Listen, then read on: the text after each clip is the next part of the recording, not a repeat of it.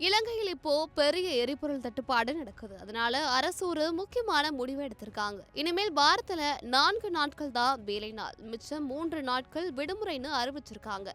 மத்திய கிழக்கு நாடுகள்ல நடக்கக்கூடிய பதற்றம் காரணமா உலக அளவுல எரிபொருள் பிரச்சனை அதிகமாயிருக்கு. அதை சமாளிக்கவும் மின்சாரம் எரிபொருள் பயன்பாட்டை குறைக்கவும் புதன்கிழமையையும் கூடுதலா பொது விடுமுறையா அறிவிச்சிருக்காங்க. ஆனா மருத்துவம், துறைமுகம், குடிநீர் விநியோகம், பாதுகாப்பு மாதிரி அத்தியாவசிய சேவைகள் மட்டும் எல்லா நாளும் இயங்கும். இதை தவிர்த்து மற்ற அரசு துறைகள், பள்ளிகள், கல்லூரிகள், பல்கலைக்கழகங்கள் எல்லாமே வாரத்துல 4 நாட்கள் மட்டும்தான் வேலை செய்யும். மேலும் எரிபொருள் விநியோகம் சரியா நடக்கணும்னு வாகனங்களுக்கு QR கோடு கட்டாயம் பண்ணிருக்காங்க. இது 2022 பொருளாதார நெருக்கடியிலேயே முதல்ல கொண்டு வந்த ஒரு திட்டம். இப்போ மறுபடியும் அமல்படுத்திருக்காங்க.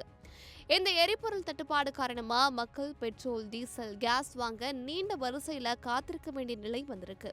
இதனாலதான் அந்த அரசு இந்த மாதிரி வேலை நாட்களை குறைக்கிற முடிவை எடுத்திருக்காங்க.